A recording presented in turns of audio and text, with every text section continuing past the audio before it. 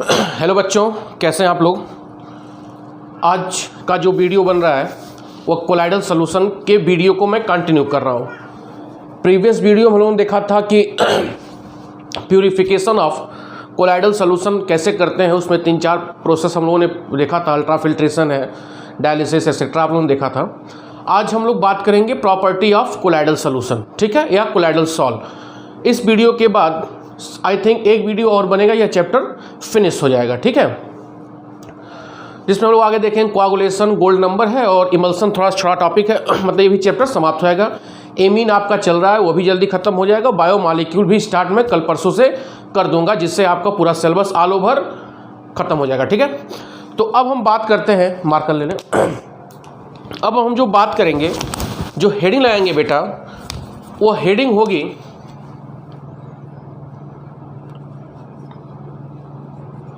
Property of, इससे सवाल आता है, कोलाइडल सॉल्यूशन। हेडिंग क्या लगाएंगे? प्रॉपर्टी ऑफ कोलाइडल सॉल्यूशन, ठीक है बेटा, ध्यान समझिए इसको, बहुत इंपॉर्टेंट है, पक्का इससे सवाल आने वाला है और जो बहुत आसान है। कोलाइडल सॉल्यूशन की हम बात करते हैं, बहुत सारे प्रॉपर्टी हैं, मैं यहीं पर एक एक लाइन बता दे रहा हूँ जो बहुत आसान है। उसका नेचर, ठीक है, अगला कलर, बहुत से हैं लेकिन बहुत समय पढ़ा तो फालतू है। फिल्टरेबिलिटी, मतलब फिल्टर होगा कि नहीं होगा, बात समझ में आ रहा है। अगला जो होगा कोलिगेटिव प्रॉपर्टी, ठीक है। और अभी हम लोग देखेंगे Tyndall effect, Brownian motion, electrophoresis, electroosmosis जो पूछता है, ठीक है। इसमें भी जानना चाहिए आपको, व्यू होगा कि नहीं होगा, व्यू बना लो, एक बहुत कुछ बना सकते हो यार। अब देखो इसका नेचर यहाँ पर क्या है बेटा, हेट्रोजीनस इन नेचर है, पता आपको है, शुरू में बताया था, हेट्रोजीनस इन नेचर। यह क्या हो जाएगा, इजीली फिल्टर हो जाएगा, but not filter paper, ultra filtration करना पड़ेगा, बट नॉट फिल्टर पेपर, आपको याद आ रहा है सब, ठीक है। Not seen by, no seen by naked eye, only seen by, बताओ, microscope, only seen by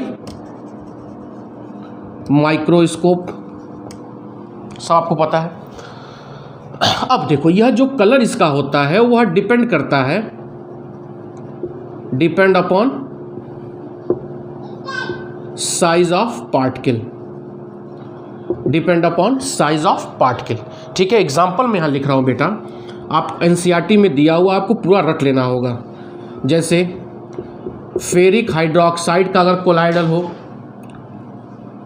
gold का कोलाइडल हो और आर्सेनिक सल्फाइड का कोलाइडल सॉल्यूशन हो, ठीक है। आपको यह कलर सीधे रखना होगा, ऑब्जेक्टिव क्वेश्चन के लिए बीएचयू सीधे पूछ देता है, ठीक है। तो फेरिक हाइड्रोक्साइड कोलाइडल जो सॉल्यूशन होगा वह होगा रेडिश कलर। किस कलर का होगा? Reddish colour. मेरी बात समझ में आ रहा है? फेरिक हाइड्रोक्साइड कलर क्या होगा? Reddish colour. दूसरा गोल्ड का मैं लिया था, पर्पल ऑफ सीजियस बोलते हैं, याद आ रहा है आपको? तो इसका जो कलर होगा पर्पल होगा, पर्पल कलर, क्या होगा? Purple colour. मेरी बात समझ में आ रही है? और आर्सेनिक सल्फाइड का जो कलर होगा वह क्या होगा? ग्रीन कलर, ठीक है। तो यह तीनों का कलर आपका एनसीईआरटी में साफ साफ दिया हुआ है, आपको यह याद करना होगा। रेडिश कलर, सॉरी ये एक minute, arsenic yellow not, sorry, यह क्या होगा? Yellow colour, sulphide sulphur yellow होता ना, तो क्या हो गया? येलो कलर, ठीक है। तो यह आपको इतनी प्रॉपर्टी मैंने यहाँ पर बताया। अब मैं बात करूँगा कोलिगेटिव प्रॉपर्टी पे, थोड़ा सा इसको समझाने का प्रयास मैं करना चाह रहा हूँ। कोलिगेटिव प्रॉपर्टी में पढ़ा चुका हूँ, लेकिन इसमें मैं थोड़ी सी बात करूँगा, ठीक है। इतना आप लिख लो और मैं मिटा रहा हूँ।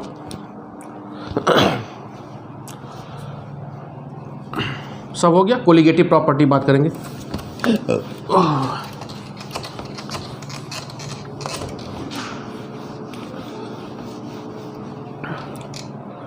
अब आते हैं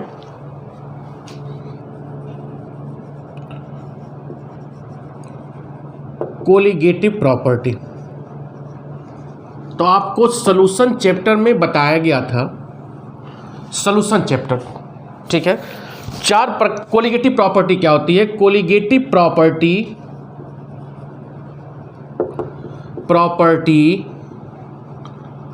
are those property which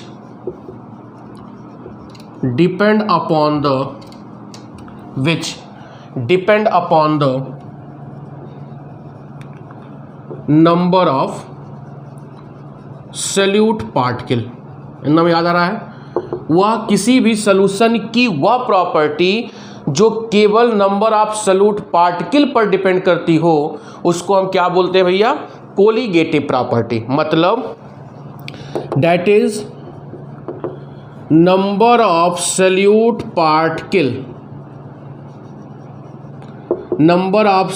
particle is directly proportional to colligative property।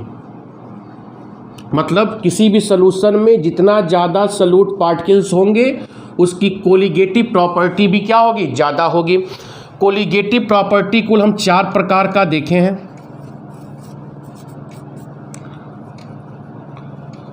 Relative, lowering in vapour pressure, अगला है डिप्रेशन इन फ्रीजिंग पॉइंट, तीसरा है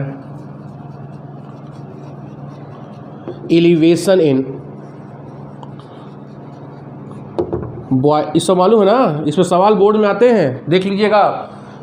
solution bye MP Singh type करेंगे, पूरा डिटेल सवाल भी एनसीईआरटी नोट्स में है, तो बढ़िया से देख लीजिएगा। इसमें बहुत अच्छे न्यूमेरिकल्स आते हैं, ठीक है, और ये सब आता भी है लिखने के लिए। और चौथा है ऑस्मोटिक प्रेशर, ठीक है। यह 4 कोलिगेटिव प्रॉपर्टी है। तो जो हमने कोलिगेटिव प्रॉपर्टी पढ़ा था बेटा, वह ट्रू सॉल्यूशन के लिए पढ़ा था, ट्रू सॉल्यूशन, ठीक है। अब यही कोलिगेटिव प्रॉपर्टी हम लोग पढ़ें किसके लिए? कोलाइडल सॉल्यूशन के लिए। किसके लिए समझते हैं? Colloidal solution. अब देखो, तो कोलाइडल सॉल्यूशन में जो पार्टिकल्स होते हैं, डिस्पर्स फेज जिसको बोलते हैं, जो पार्टिकल्स होते हैं बेटा, उनका साइज क्या होता है? बड़ा होता है। बड़ा होता है ट्रू सॉल्यूशन से, तो उनका पार्टिकल साइज क्या होता है? बड़ा होता है। तो पार्टिकल साइज बड़ा होने की वजह से, और यह ट्रू सॉल्यूशन का हो गया, तो ट्रू सॉल्यूशन में पार्टिकल साइज क्या होंगे? बहुत ज़्यादा होंगे, क्योंकि साइज क्या है? छोटे हैं। तो जब साइज पार्टिकल की संख्या छोटी है तो संख्या क्या होगी? ज़्यादा होगी। जब ज़्यादा होगी तो कोलिगेटिव प्रॉपर्टी यहाँ की क्या होगी? ट्रू सॉल्यूशन की ज़्यादा होगी। लेकिन कोलाइडल सॉल्यूशन में पार्टिकल का साइज बड़ा हो जाने के कारण, पार्टिकल की संख्या क्या होती? कम होती है। तो जब पार्टिकल की संख्या कम होती है तो यहाँ पर कोलिगेटिव प्रॉपर्टी शो तो करता है, लेकिन बहुत ज़्यादा इफेक्टिव नहीं होता है जैसे कि ट्रू सॉल्यूशन में होता हो। मेरी बात समझ में आ रही है? तो सवाल यहाँ वाई करके पूछा सकता है कि कोलाइडल सॉल्यूशन में कोलिगेटिव प्रॉपर्टी बहुत ज़्यादा इफेक्टिव ट्रू सॉल्यूशन की तरह क्यों नहीं होती? यह चारों प्रॉपर्टी बेटा शो करेगा, मैं ये नहीं कर रहा हूँ नहीं शो करेगा। यह चारों colligative property shown by colloidal solution, but colloidal solution की यह चारों कोलिगेटिव प्रॉपर्टी बहुत ज़्यादा इफेक्टिव नहीं होगा। क्यों? क्योंकि कोलाइडल सॉल्यूशन में जो पार्टिकल्स होते हैं उनका साइज बड़ा होता है और यह आपस में एग्रीगेट करके चिपक जाते हैं। चिपक जाएंगे तो पार्टिकल की, देखो पहले 4 था, एग्रीगेट होकर 1 हो गया, तो पार्टिकल की संख्या क्या होगी? घटती जाएगी। तो जब पार्टिकल की संख्या घटेगी तो कोलिगेटिव प्रॉपर्टी भी क्या होगी? घटेगी। कोलाइडल सॉल्यूशन शो करने के बावजूद भी पार्टिकल की संख्या बड़ा होने से कारण कम हो जाता है, और कम हो जाता है तो कोलाइडल सॉल्यूशन में कोलिगेटिव प्रॉपर्टी बहुत ज़्यादा इफेक्टिव नहीं होती है। यह बात आप कान खोल के सुन लीजिए, आएगा तो आपको लिखना होगा और आता है। समझ में आ रही बात? कोई दिक्कत? आगे बढ़िए। बढ़ा जा बेटा।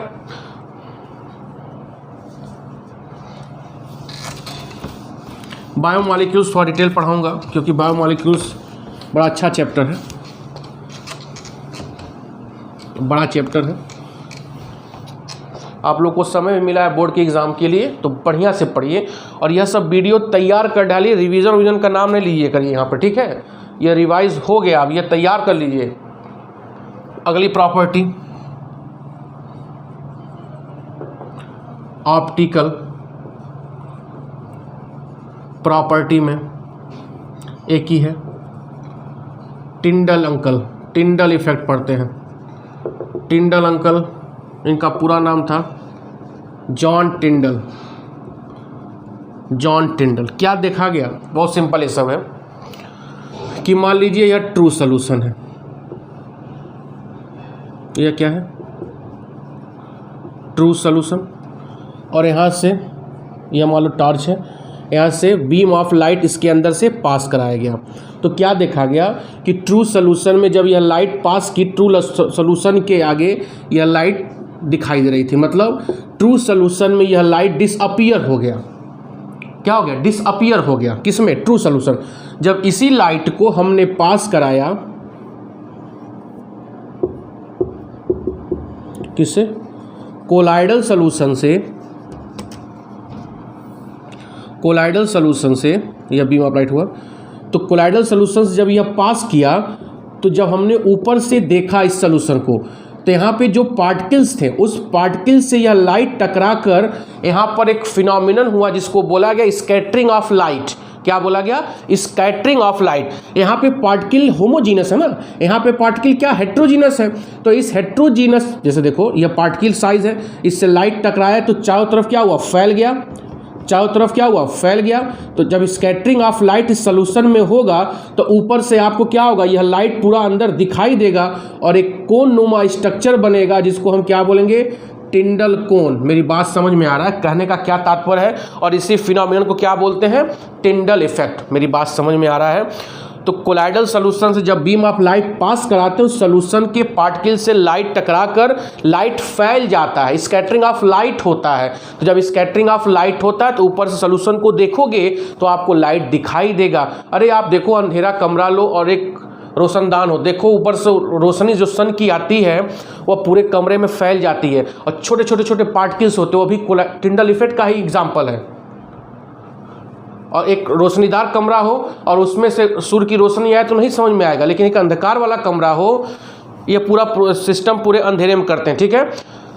तो जो रोशनदान से लाइट आता है तो आप देखिए वहाँ पर कोलाइडल पार्टिकल दिखाई देते हैं धूप में दिखाई, तो उससे टकरा के सन की लाइट क्या होता है? स्कैटर्ड होते हैं और पूरे कमरे में दिखाई देते हैं। मेरी बात समझ में आ रही है? या बहुत घना जंगल हो, बहुत घना बांस का पौधा हो और वहाँ से लाइट आप देखो कि आपको दिखाई दे रहा है लाइट, तो सब किसके इफेक्ट है? तो this is the Tyndall effect, ठीक है? बहुत सिंपल है, आप बुक में समझा दिया हूँ, बुक से एक बार पढ़ लोगे तो लिख ले जाओगे, ठीक है? अब देखो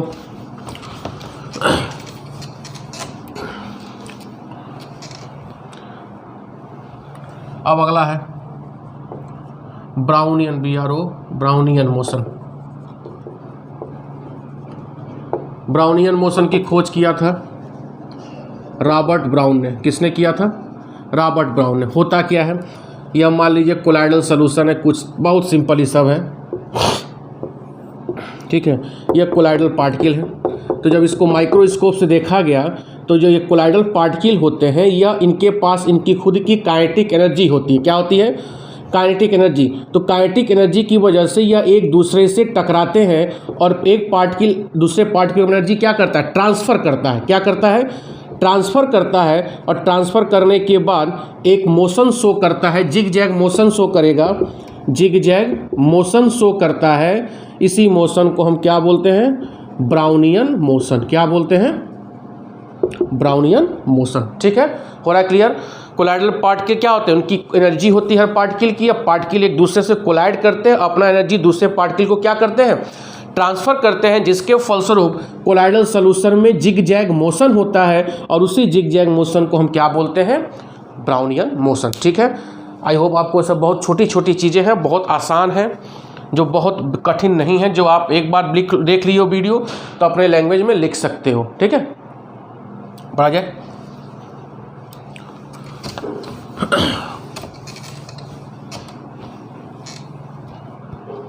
अब आइए, अब हम बात करेंगे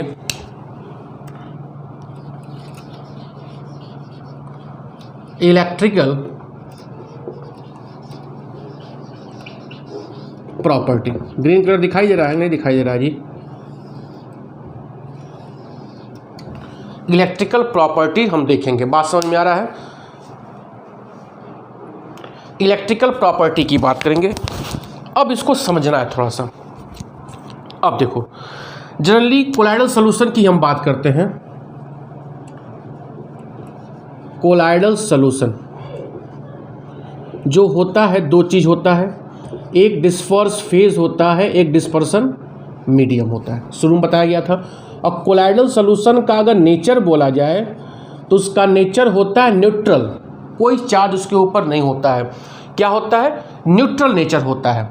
लेकिन कोलाइडल सॉल्यूशन में जो डिस्पर्स फेज के पार्टिकल होते हैं, बात समझिएगा, उसका जो ओवरऑल नेचर न्यूट्रल होता है, लेकिन डिस्पर्स फेज में जो पार्टिकल होते हैं उन पार्टिकल पर या तो पॉजिटिव चार्ज होगा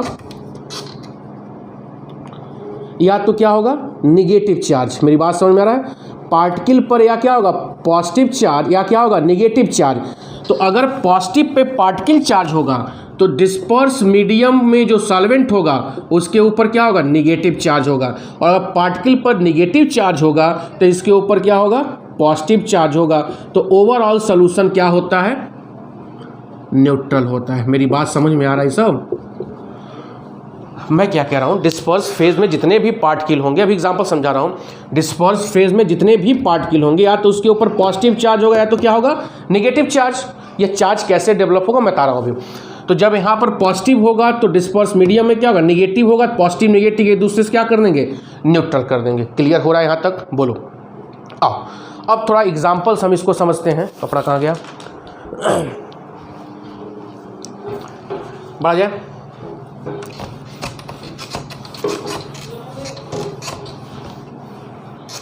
अब ध्यान दो, अब जैसे मान लो यह सिल्वर आयोड AgI का कोलाइडल सॉल्यूशन है। कोलाइडल सॉल्यूशन सिल्वर का है, इसमें आप AgNO3 डाल रहे हो, जो क्या है, इलेक्ट्रोलाइट। इलेक्ट्रोलाइट हम क्यों डालते हैं, आपको मैंने बताया था। इलेक्ट्रोलाइट इसलिए डालते हैं कि कोलाइडल पार्टिकल एक दूसरे से एग्रीगेट होकर नीचे बैठ जाते हैं, सस्पेंड हो जाते हैं, तब वो कोलाइडल सॉल्यूशन नहीं होता है। यही इलेक्ट्रोलाइट इस कोलाइडल पार्टिकल के ऊपर अपना चार्ज डेवलप करता है। जैसे देखो, यह हो गया AgI, यह क्या हो गया, AgI। ठीक है, दो पार्टिकल मैं दिखा रहा हूँ, यह कंटेनर हो गया। अब इस पार्टिकल की क्या टेंडेंसी है कि यह पार्टिकल आपस में मिलकर इकट्ठा होकर, जैसे मान लो मैं इकट्ठा कर रहा हूँ, चिपक जा रहे हैं। तो चिपक जा रहे हैं तो नीचे क्या हो जा रहा है, सस्पेंड हो जा रहे हैं। नीचे बैठ जाना मतलब सस्पेंडेड। तो जब सस्पेंडेड हो जा रहे हैं तो कोलाइडल सॉल्यूशन की प्रॉपर्टी या खो दे रहे हैं, तो अनस्टेबल हो गए। इसी को हमको स्टेबल करना है, तो इसी को स्टेबल करने के लिए हम इसमें इलेक्ट्रोलाइट डाल रहे हैं, क्या, AgNO3। तो AgNO3 में दो चार्ज होगा, एक Ag+ और एक NO3-। ठीक है, अब देखो, अब कोलाइडल पार्टिकल क्या करता है, कोलाइडल पार्टिकल Ag का है या I का है। देखो Ag या तो I होगा, तो वह ऐसे चार्ज को अपने ऊपर एड्जॉर्ब करेगा जो कॉमन आयन हो। जैसे यहाँ पर Ag है तो Ag को अपने सरफेस पर एड्जॉर्ब करेगा। या कोई हम ऐसा इलेक्ट्रोलाइट डाल दें, जैसे मान लो हम डाल दे रहे हैं पोटेशियम आयोडाइड Ki, तो यहाँ पर दो चार्ज होगा, K+ और I-। इसको नहीं डाल रहे हैं, इसको डाल रहे हैं, इस कंडीशन में किसको एड्जॉर्ब करेगा, आयोडाइड आयन को। तो इसके ऊपर चार्ज कैसा डेवलप होगा यह डिपेंड करेगा कि कॉमन आयन है, मतलब चार्ज मैं लिख दे रहा हूँ वहाँ पे, charge develop on colloidal particle depend upon common ion. किसके ऊपर डिपेंड करेगा? कॉमन आयन के ऊपर। अब मान लीजिए हमने AgNO3 डाल दिया, तो जो इसके पहले जो सरफेस पर कौन सा आयन एड्सॉर्ब होगा? Ag plus, Ag plus, Ag plus, Ag plus, Ag plus और Ag प्लस। हो रहा क्लियर?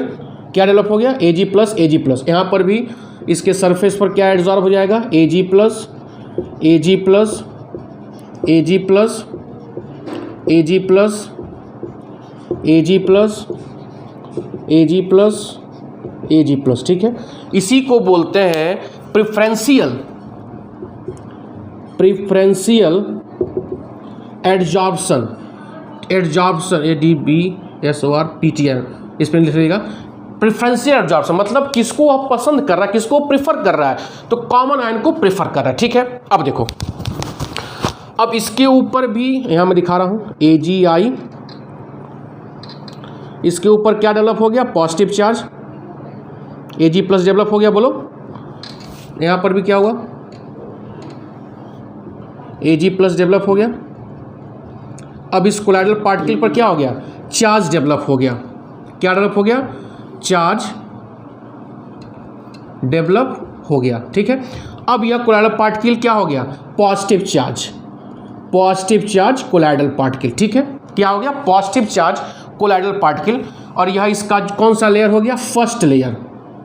फर्स्ट लेयर, तो फर्स्ट लेयर डिसाइड करता है, decided charge on colloidal particle, charge on colloidal particle.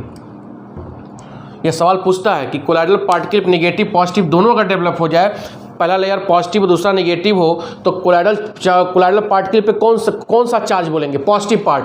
First layer he decide करता है क्या? Positive charge. ठीक है, अब देखो, अभी सोल्यूशन में ये भी आयन है, तो इसके ऊपर कौन अब आ जाएगा? NO3 minus,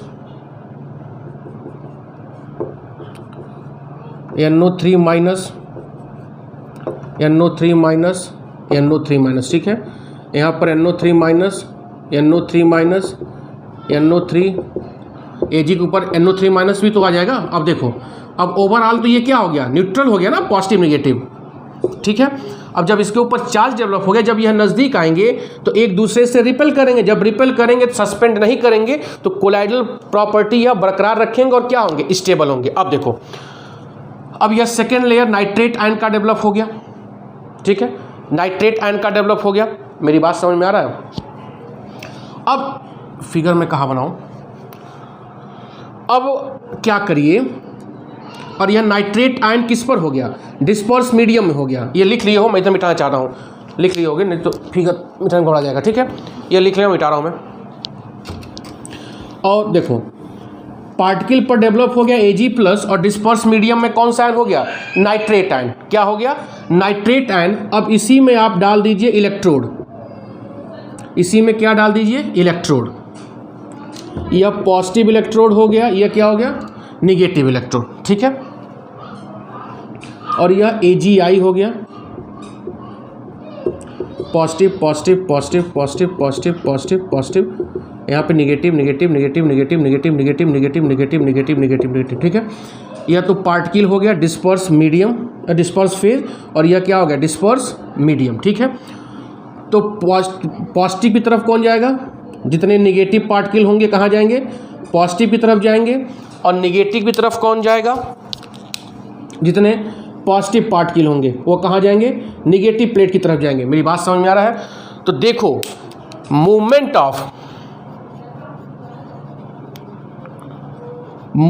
of colloidal particle towards electrode called electrophoresis. क्या बोलते हैं? Electrophoresis. A movement of disperse medium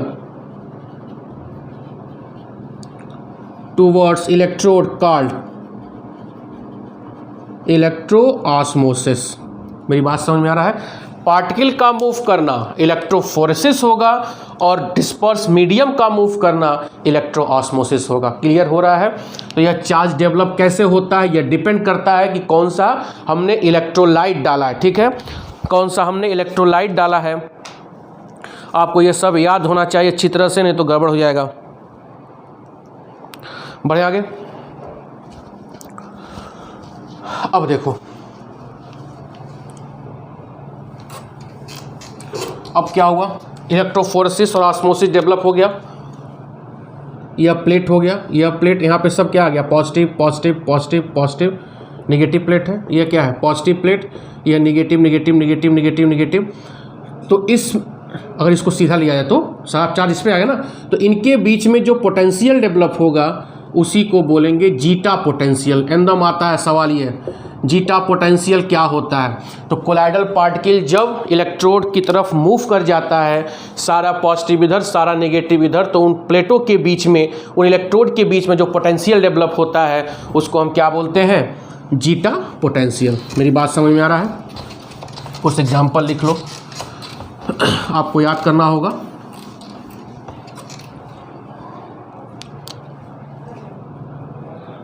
positively charged colloidal और यहाँ पर नेगेटिवली चार्ज्ड कोलाइडल। ठीक है,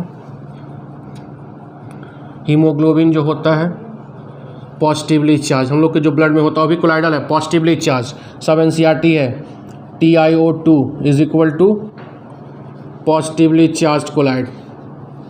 ठीक है, इधर आइए, गम का प्रैक्टिकल में कराया था। गम, स्टार्च, ये सब क्या है, नेगेटिवली चार्ज्ड। मेटल सल्फाइड, जितने भी मेटल सल्फाइड हैं, जैसे आर्सेनिक का H2 H3, यह सब क्या है, negatively charge colloid, negatively charge colloid. इधर और आ जाओ, मेटल के ऑक्साइड भी क्या है, पॉजिटिवली चार्ज कोलाइड। यह बात समझ में आ रहा है? तो यह सब आपका एग्जाम्पल है जो बहुत इम्पॉर्टेंट है। और देख लो, एसिडिक डाई, यह भी क्या है, negatively charge colloid. Basic dye क्या हो गया, पॉजिटिवली चार्ज कोलाइड। ठीक है, तो यह बेटा आपका प्रॉपर्टी ऑफ कोलाइडल सॉल्यूशन समाप्त हो गया। अब क्या बचा है, कोआगुलेशन बचा है, गोल्ड नंबर बचा है, इमल्सन बचा है। आई थिंक एक वीडियो और चाहिए, यह चैप्टर आपका फिनिश हो गया। ठीक है, तो पढ़िए, घर रहिए, आनंद लीजिए। बहुत बहुत धन्यवाद, थैंक यू।